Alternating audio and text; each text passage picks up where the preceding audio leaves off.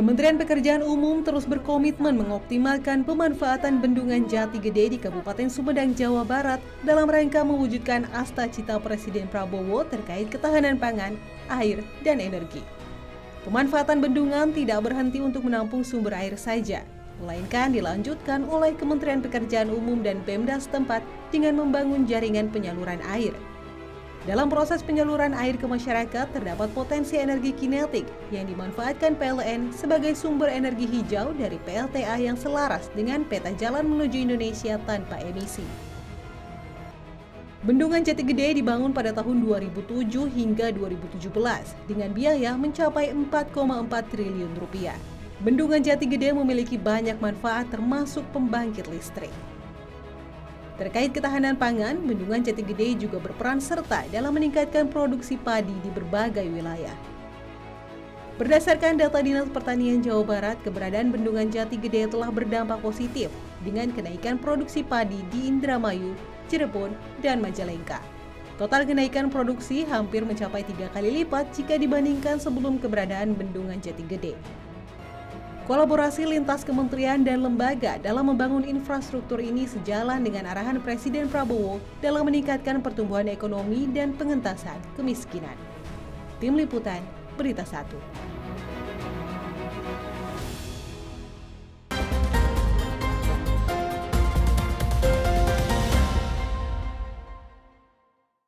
Pembangunan infrastruktur menjadi pondasi penting untuk mewujudkan negara yang maju serta menjadi pilar utama untuk meningkatkan daya saing suatu bangsa.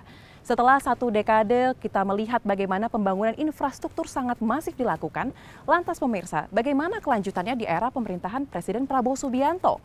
Dan inilah Berita 1 spesial bersama saya Souza Hutapea, dan saat ini saya sudah bersama dengan Menteri Pekerjaan Umum Bapak Dodi Hanggodo.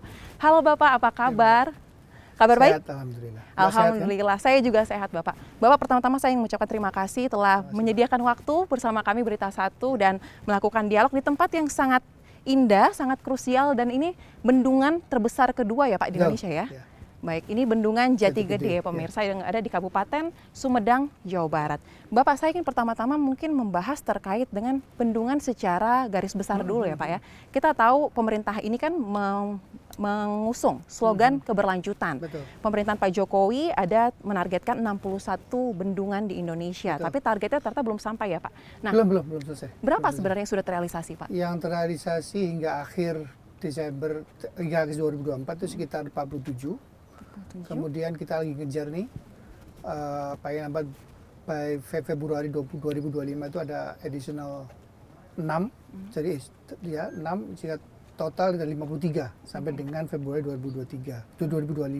Setelah itu sisanya 8 sisanya itu kita selesaikan bertahap di 2026-2027. Baik, tapi sudah ada target ya Pak ya, timeline waktunya seperti apa? Nah, apa Pak kendala yang ditemukan oleh teman-teman PU dalam proses pembangunan bendungan tersebut? Paling besar ya of course adalah ini sih, di samping ketersediaan anggaran juga lahan kan, lahan yang dibutuhkan bendungan itu kan selalu besar ya.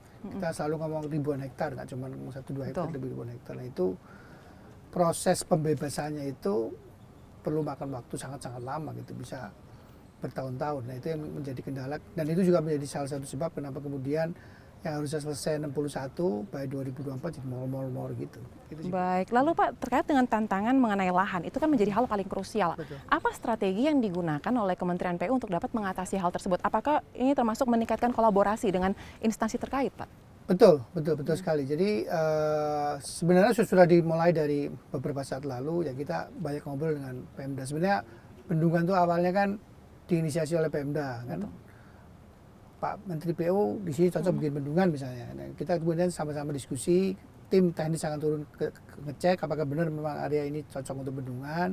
Nah kemudian atas dasar rekomendasi dari tim teknis bersama antara Pemda dan Kementerian PU, kita kemudian bersurat ke Pak Gubernur, Bupati, misalnya kita ngomong kita perlu lahan nih sekian ribu hektar, tolong dibantu. Baik. Memang kemudian di sana sini kan masalah nih, lahan segede gini kadang-kadang kan ada punyanya perhutani, Betul. ada masalah dengan PPN-nya gitu-gitulah. Terkait dengan hak atas tanahnya juga menjadi polemik sendiri ya Pak ya. Kemudian Pak, untuk 2025 sendiri Bapak tadi mengatakan untuk Januari hingga Februari ada target juga ya Pak, 8 ya. Nah tapi secara keseluruhan 2025 berarti ada berapa bendungan Pak yang akan dikejar, dikebut nih? 2025 tok itu ya cuma sekitar 53 totalnya ya, 53. Karena 61 itu akan selesai mungkin 2027 lah paling lambat. Oke. Sudah beberapa yang kan on progress akan selesai ke 27. Sebetulnya nextnya masih ada lagi 11. Cuman kan kemudian prioritas pemerintah sedikit berubah sehingga kemudian dari 11 ini mungkin karena dari 11 ini kan sebagian sudah ada mulai pembebasan lahan, sebagian sudah mulai desain segala macam. Jadi mungkin kita squeeze sisa 8 sampai 9. Jadi lagi kita proses squeeze lagi supaya nggak terlalu banyak lagi penambahan ini. Pak Presiden itu dalam beberapa kali kesempatan mengatakan kepada kami, cobalah infrastruktur apapun yang sudah dibangun selama ini, selama 10 tahun terakhir itu dicek ulang. Integritasnya satu sama lain, fungsinya untuk masyarakat luas seperti apa. Itu salah satu hal yang kita sedang kerjakan bersama-sama dengan BPKP, kan BPKP yang ditugaskan Pak Presiden membantu beliau untuk ngecek interkoneksi antar program digitasi di PU gitu, Bu. Dari situ baru kita akan kemudian menyampaikan ke Pak Presiden, Pak ini mesti dibangun lagi karena itu gitu, Bu.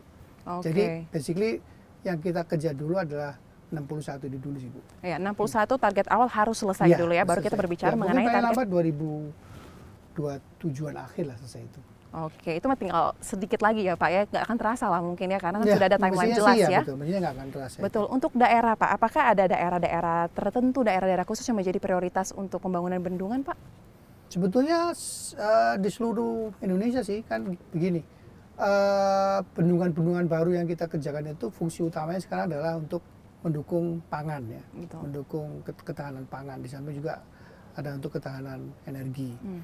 Nah, jadi beda di zaman dulu. Zaman dulu itu ada beberapa bendungan yang fungsinya hanya untuk ketahanan air saja, untuk pengurangan banjir, untuk suplai air baku, tapi tidak ada yang tidak tersambung dengan irigasi gitu misalnya. Ada beberapa, seingat saya ada sekitar 7 sampai 8 bendungan yang sudah kita bangun dan sudah difungsikan itu memang tidak ada kaitan sama sekali dengan ketahanan pangan. Nah, ini ke depan kebetulan sisa dari sampai dengan 61 bendungan itu yang lain-lain sudah fokus ke ketahanan pangan. Jadi tinggal kita beberapa bendungan yang mau selesai dan akan selesai, kita harus cek kemudian misalnya apakah memang benar tersambung dengan saluran irigasi primernya. Kalau belum tersambung, kita kerjakan penyambungannya.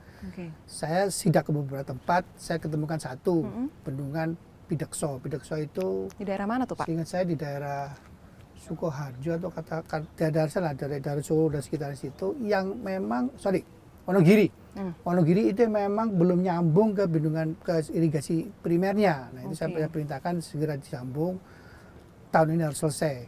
Bagaimana caranya harus selesai. Kemudian bendungan ini bisa dirasakan manfaatnya oleh petani sekitar. Ya, karena bendungan ini sebenarnya sangat multifungsi ya Pak ya, tidak hanya terkait dengan kelistrikan saja, tetapi fungsi irigasi dan reduksi banjirnya juga sangat nyata ya.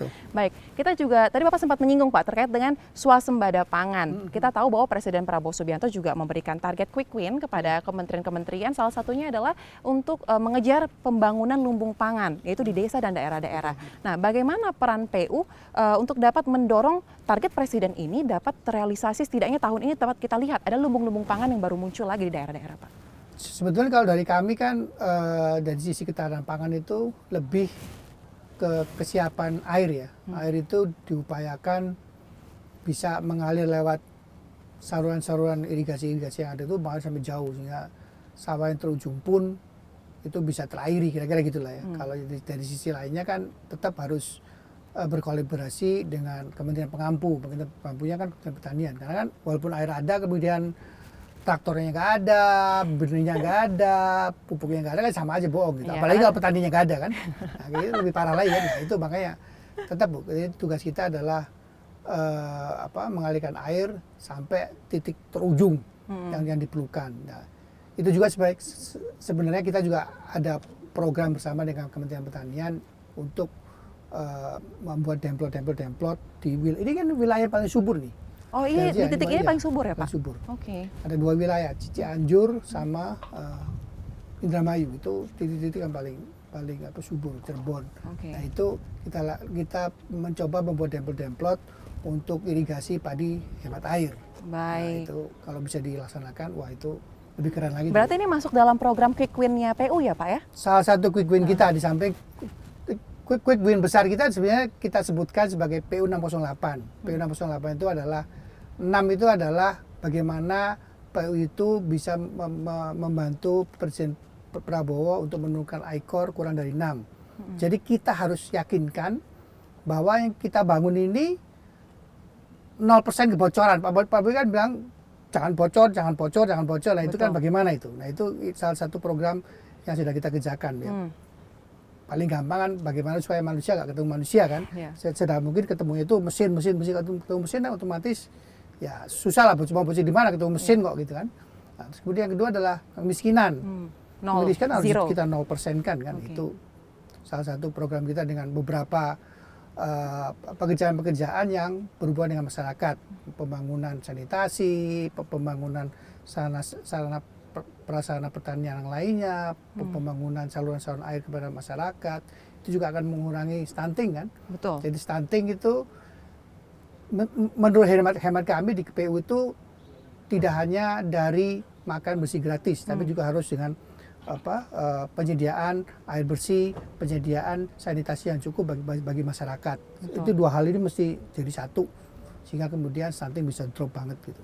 Dan kemudian terakhir adalah 8 ya. Ekonomi target tumbuh pertumbuhan ekonomi ke 8. Karena kan bagaimanapun juga tidak bisa kita pungkiri infrastruktur itu salah satu penyumbang terbesar kenaikan pertumbuhan ekonomi. Ya, itu menjadi syarat fondasi utama. Betul, dan itu fondasi kita kan. Baik, betul. Pak, saya lihat sepertinya di sini view-nya cukup indah, Pak. Siap. Tenang. Boleh nggak kita sambil jalan sedikit kita lihat Bendungan Jatigede lebih dekat? Dengan senang hati. Siap. Boleh. Bapak duluan sambil kita berjalan. PU 608. PU 608 itu basically bagaimana PU itu bisa membantu Pak Presiden menurunkan ICOR turun dari 6. Ya, betul. Salah satu cara adalah yang kita sedang upayakan, kita tingkatkan dulu dari tahun-tahun kemarin adalah penggunaan APBN di proyek-proyek PU ini kita minimalisirkan.